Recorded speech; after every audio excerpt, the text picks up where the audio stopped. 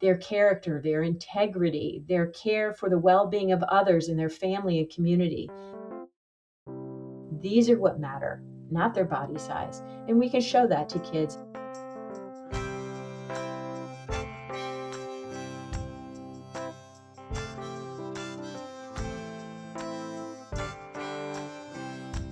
Welcome to Talking About Kids. I'm your host, R. Bradley Snyder, researcher, activist, and author of The 5 Simple Truths of Raising Kids. This episode is the first in Talking About Kids' series on eating disorders. Over 4 episodes, leading experts and I will discuss prevalence, consequences, prevention, and the resources available to help you help the kids in your classroom, program, or home. We will address body image, food, language, and when and how to intervene. My guest to start us off with a description of who is impacted, who is at risk, and who is often overlooked is the award-winning researcher, educator, and advocate, Bryn Austin. Bryn is responsible for some of the most cited and most impactful research on eating disorders. She is the founding director of STRIPED, the Strategic Training Initiative for the Prevention of Eating Disorders at Harvard University, where she also is a professor of social and behavioral sciences in the School of Public Health and a professor of pediatrics in the medical school. Talking About Kids is sponsored in part by the Arizona Department of Health Services Must Stop Bullying campaign through its Title V Maternal and Child Health Program. For more information, go to muststopbullying.org. It should go without saying that celebrated experts like Bryn Austin do not come on this podcast to meet me. They come on to get the word out about research and resources that benefit kids. You can do your part by sharing this series with your friends and your professional network. And now, the interview.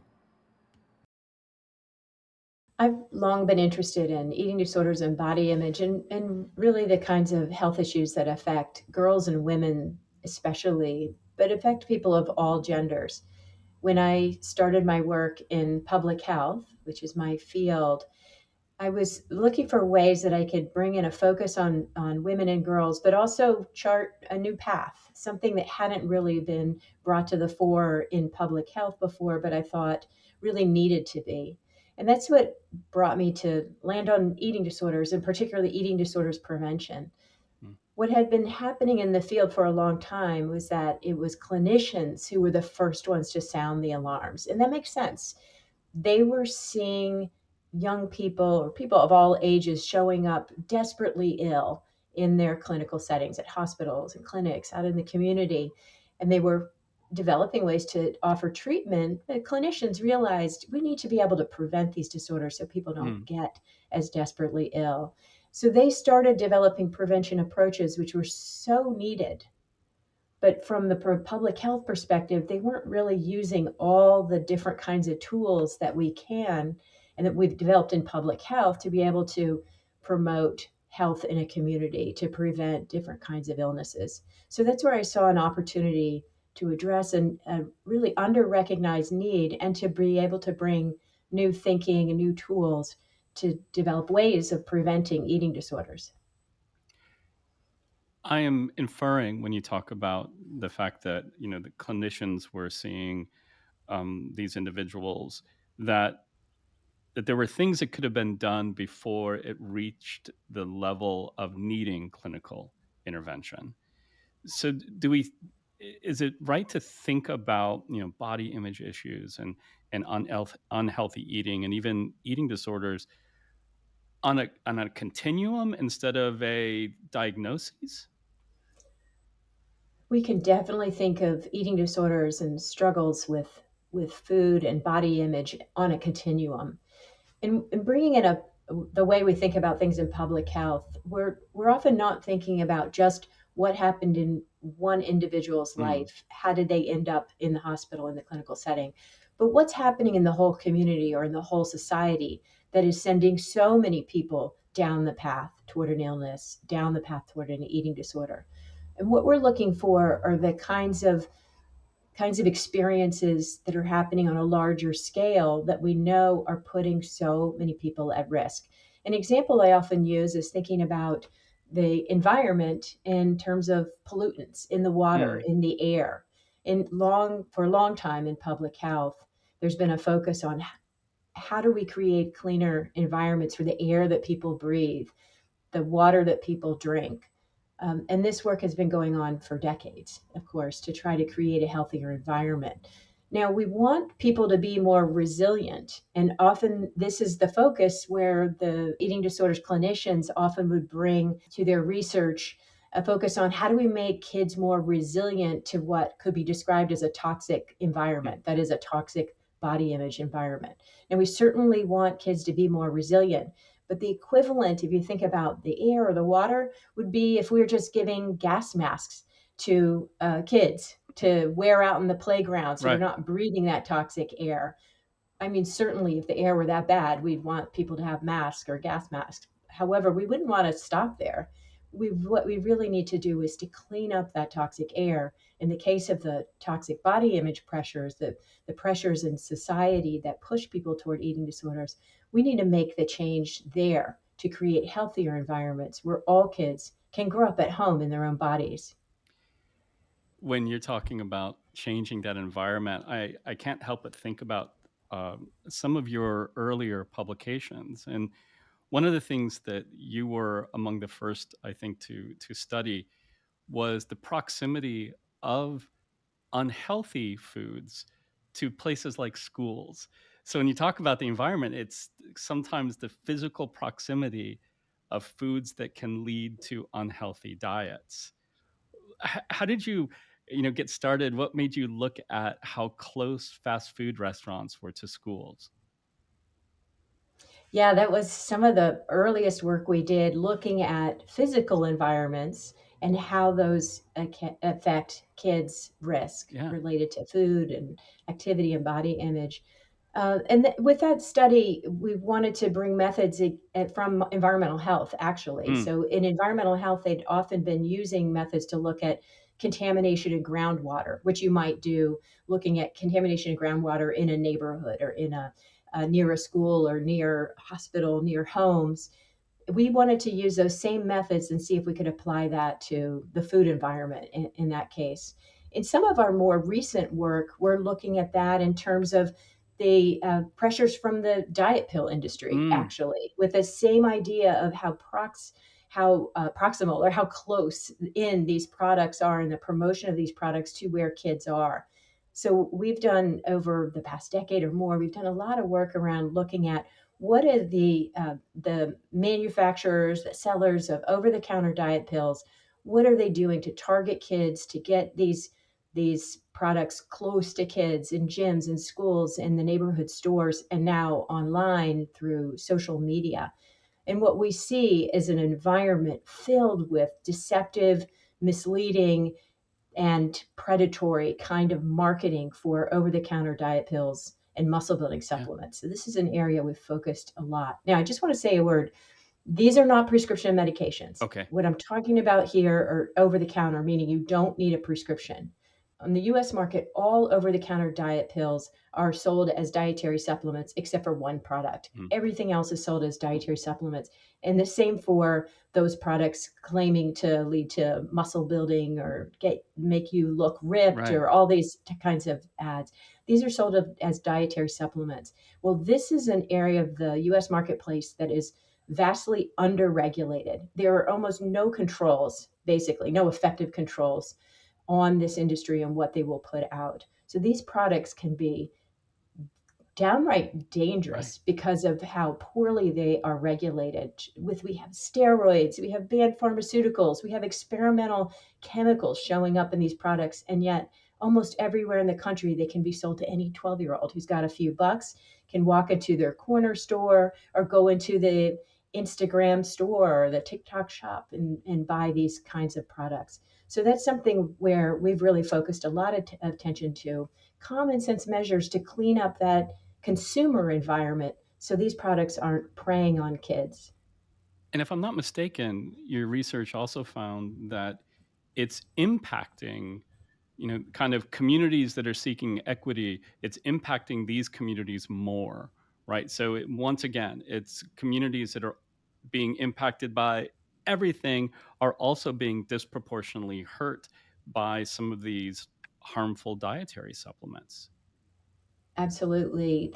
The impact of these products, the impact of harmful over the counter diet pills, muscle building supplements is inflated Mm, additionally, is that much worse for marginalized communities, marginalized around their race, ethnicity, around their household income, around gender. These are communities that are being preyed on by these companies. We know that some of these companies have been fined millions and millions of dollars for exploiting Latinx communities, mm, immigrant communities to try to sell these products. Not many people realize that, but these products absolutely worsen health yeah. inequities across these different communities, and really needs a lot more attention. What I found interesting about your study on Medicare expansion, structural racism, and the harmful dietary supplements is that Mm, it really, mm. to me, is this very sad continuum of research you started 20 some years ago that showed that kids that dieted in their childhood and adolescence were more likely to gain weight as youth. That this response to these societal pressures to diet, again, we talk about that environment impact. We live in a society where, the greatest amount of shelf space in any bookstore is devoted to, diet books and health books. And yet you found, back in 2003 that kids that diet end up gaining weight over the course of their childhood and adolescence. And I don't know, I just happen to think of when you look at, again, these dietary pills, this is just to me an extension of that earlier research, an extension of that earlier phenomenon. Yeah, we know these companies selling over-the-counter diet pills, and this can be anything from the manufacturers with the really sketchy products pushed out on social media to the mainstream drugstores, groceries, gyms on in everyone's neighborhood. They're selling these products too, and they're all profiting from the deception. Mm, These products do not work. People experience intense pressure to lose weight, to keep from gaining weight because of how bad weight discrimination and weight stigma are in this country. People are pushed to use any means they can come up with. And here you have the local charlatan selling a snake oil.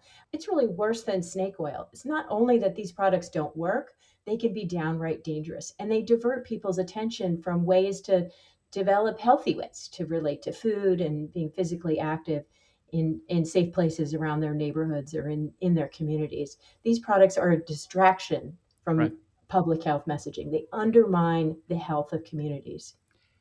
I want to take a step back and, you know, spoken like two kind of activists, we immediately get into some of the problems and some of these insidious practices. But I want to take a step back and look at kind of what do we know about the number of people who are impacted by eating disorders?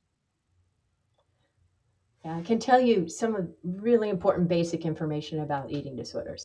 Eating disorders are common, they are deadly, and they are expensive. Mm, Eating disorders are much more common than most people realize and affect people of all genders, all race, ethnicities, sexual orientations, ages. Nearly 30 million Americans, or almost 10% of the population, will have an eating disorder at some point in their lifetime. Eating disorders are among the most deadly of any mental health condition, killing over 10,000 Americans every year, mm. or one person every 52 minutes. I mean, think about that. Every 52 minutes, someone's loved one needlessly dies from this preventable and treatable condition. And eating disorders are expensive. They cost the US economy almost $65 billion each year. Employers and policymakers should take note because three-quarters of that cost, or almost 50 billion, are productivity losses. That's due to absenteeism, impaired work performance, impaired educational performance because of either illness or needing to take care of an ill loved one. And premature death is another reason. As I mentioned, eating disorders are among the deadliest of any condition, and they affect people in the prime of their working lives often. For individuals and loved ones, this impact is profound. Mm, Eating disorders cost individuals and loved ones nearly $24 billion per year, and loved ones provide an average of 6 weeks of informal unpaid care each year. And that's because our health system and the care wow. system is not keeping up with the need there. Another point I want to make about eating disorders is that there are a lot of stereotypes out there. Right. These stereotypes are sticky, but they are wrong and they are deadly. Eating disorders affect people of all ages, starting as young as 5 or people over 80 years old. All racial ethnic groups are affected, but people of color with Right. eating disorders are half as likely to be diagnosed or to receive treatment. Why? Because of the stereotypes, the stigma, and the barriers to healthcare in this country. And the combination is deadly. All genders are affected. People talk about particularly cisgender girls and women who are about 2 times more likely than cisgender boys and men to have an eating disorder. It is not bigger than that. The Okay. difference is not bigger than that. They're much closer together, the numbers of boys, girls, uh, women, and men who are affected.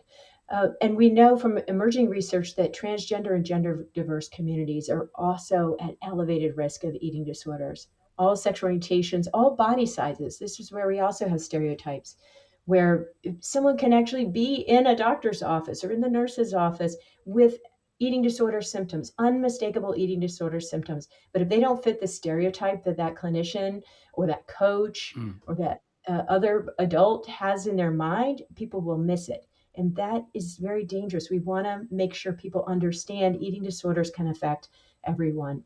Something that few people realize is how eating disorders disproportionately affect communities of color and communities marginalized around financial hardships. So we now have an emerging number of studies, many studies now showing that financial hardships, food insecurity, and discrimination all increase the risk of eating disorders. I want to say that again because Yeah. people have this stereotype of something completely different about eating disorders. But financial hardship, food insecurity, and discrimination increase the risk of a young person or person of any age developing an eating disorder. We've known for decades that boys of color have higher rates of eating disorder symptoms than white boys. But I could probably count on one hand the number of pediatricians or school nurses who know that. This Mm. is decades that information has been out there, that we've known this.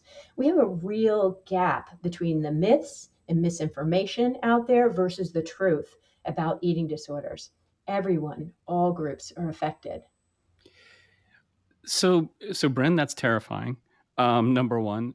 Um, Number two, I have I have to imagine that there are people in my audience right now who, to the large extent, these are teachers, these are concerned parents, these are direct care providers, and they're thinking about the kids in their own classrooms, in their own programs, maybe even in their own home, and they're thinking, well, am I missing it?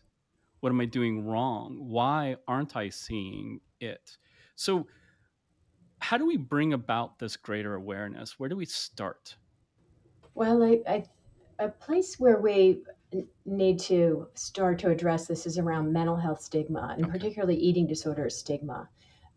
Often we find that people who don't fit the stereotype are ashamed that they're affected. Right. They think, oh, that's a condition that only affects this group, that group. But in fact, it affects everyone. Making space for people to be able to talk about their symptoms, seek help, or encourage them to seek help in a place that they're comfortable doing that is critical for the what we can do. The folks around this, teachers, counselors, school nurses, parents, guardians, coaches, creating space to say, it's okay that you're experiencing this. I can help you Mm. find help. Sometimes it means maybe not using the word eating disorder. In some communities or at some stages of someone understanding what's affecting them, that using the language like that doesn't help. Okay. It reinforces the stereotype in people's minds, or something's wrong with me, or something's wrong with me that I shouldn't have. So sometimes it's showing empathy and understanding to help people access treatment. That's what's most important. Creating a safe space. Take those stereotypes and just put them out the window. If you think somebody in front of you could have the symptoms of an eating disorder, but they don't fit the stereotype, continue to reach out, to talk to them, to find out if you can help them. And there's hotlines that we can share with the audience where you can get help with how to do that and how to steer people to safe places to access help. And we'll absolutely going to share the information on those hotlines in the notes on this episode. So be on the lookout for that. But I think of some of the signs and symptoms of body image issues and unhealthy eating habits, or even as eating disorder problems, that they might masquerade as something else. Like if I'm seeing that in a youth, I might be mistaking it for something else. So, what should people be looking out for? And what are some of the clues that and some of the things that they should be, the inventories that they should be using in their own heads when they are looking at the kids in their lives? Often the symptoms are masquerading as something else. We know that sometimes young people will use vegetarianism or veganism or other kinds of food restrictions, claiming it's healthful ways of eating as a socially acceptable cover for what has actually become something distressing or maybe even Mm, quite dangerous for them. We know the pressure on boys and young men to work out, to get muscular, for supposedly health reasons is intense. That pressure is on them everywhere and it's only getting worse. Social media and elsewhere at school and gyms, really intense pressure to get bigger, stronger, look like people right. on social media. That's not about health. That's about appearance, and it can be very dangerous when people take it to the extreme.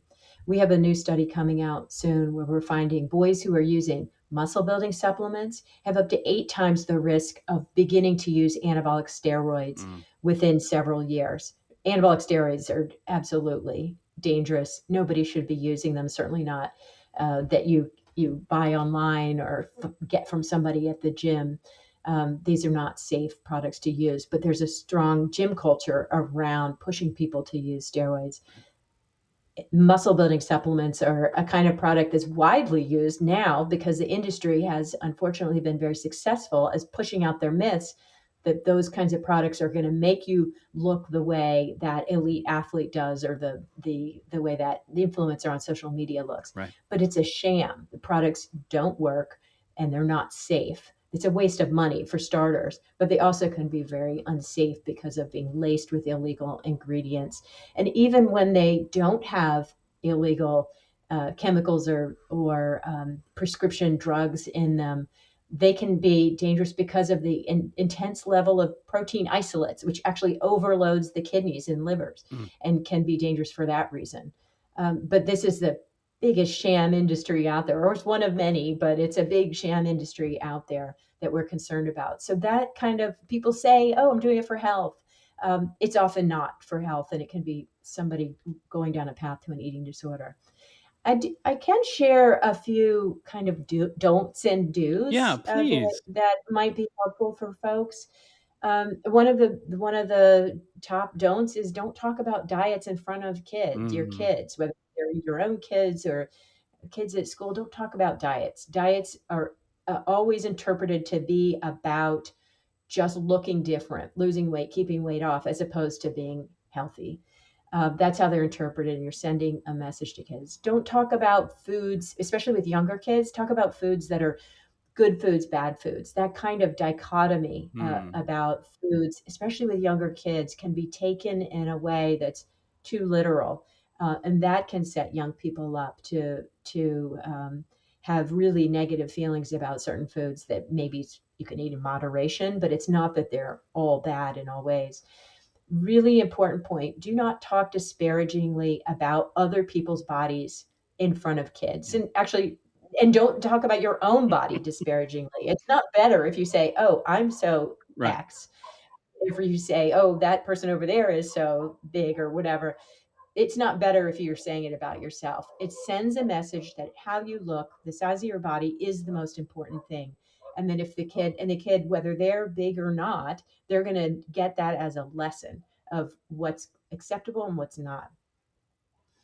Don't use any of these over-the-counter diet pills Yeah. or the muscle building supplements, and don't let your kids use them. If you have teens, you can know on social media these products are targeting them. They're being pushed out to them, and they may be seeing it at school, or if they go to a gym, or if they're on a sports team, they're going to be hearing about it there because these products are everywhere. They don't work, they're not safe, and they can end up being on the path to an eating disorder. But I want to give a few positive Yeah. suggestions to you do.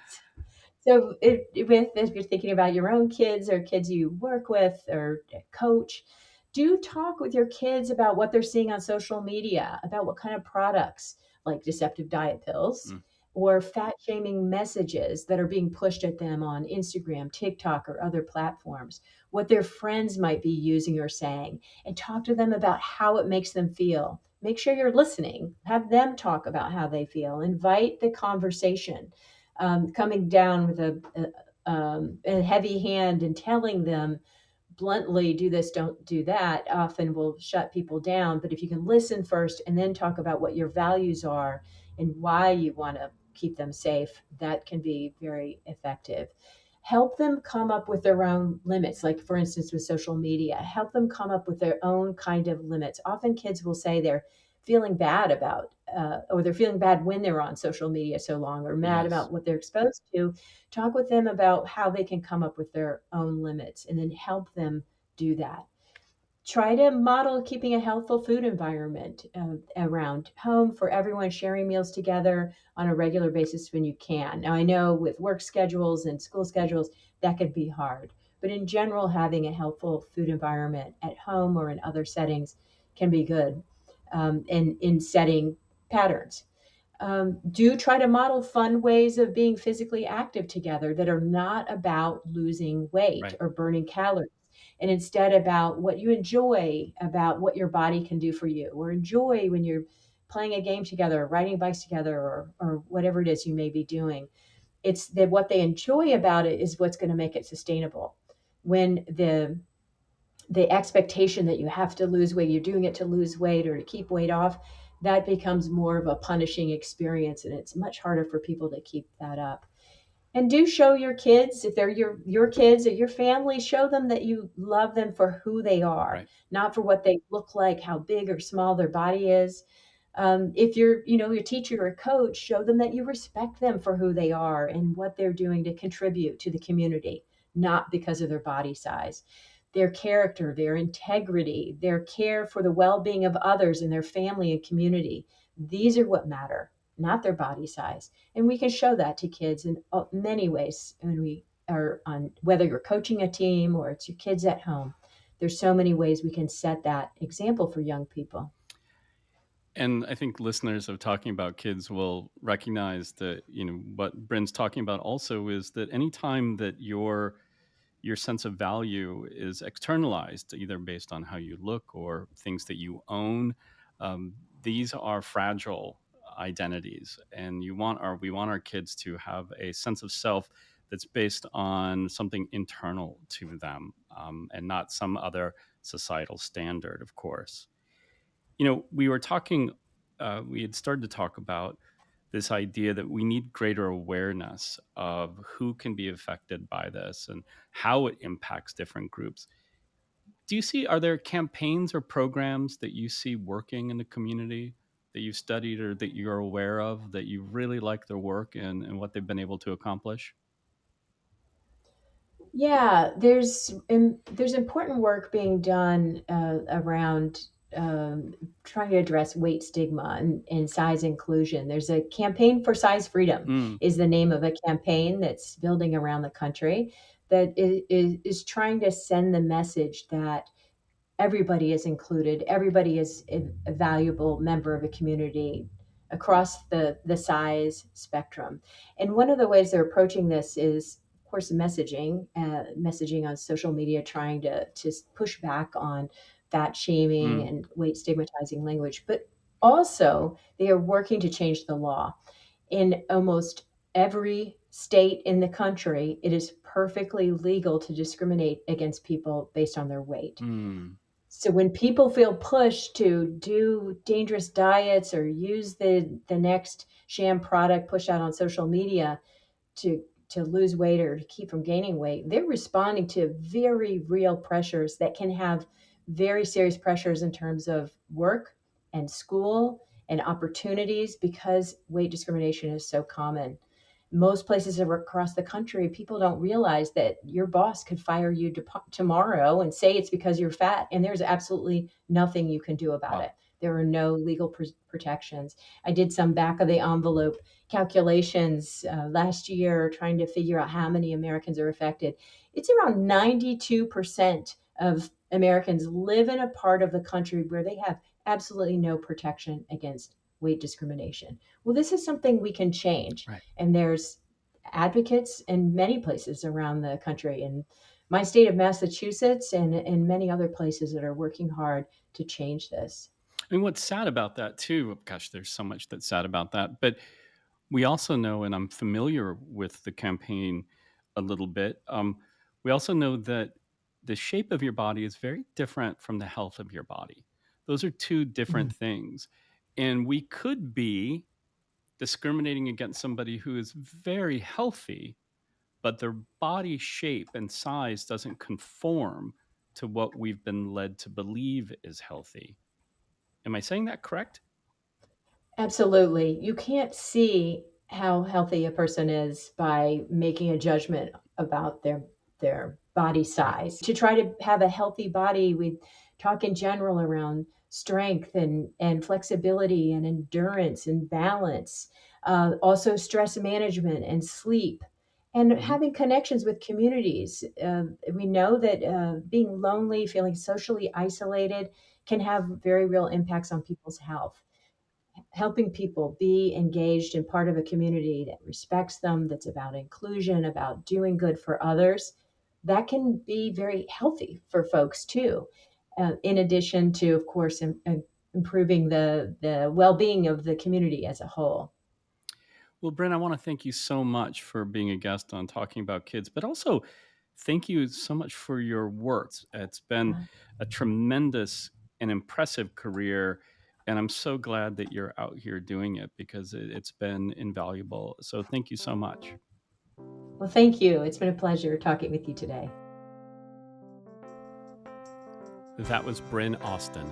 For more information about Bryn and links to resources handpicked by her, including a tool created by the National Alliance for Eating Disorders for finding treatment providers in your area, visit talkingaboutkids.com. The Talking About Kids theme song is by the Senators. For more of their music, go to thesenatorsmusic.com.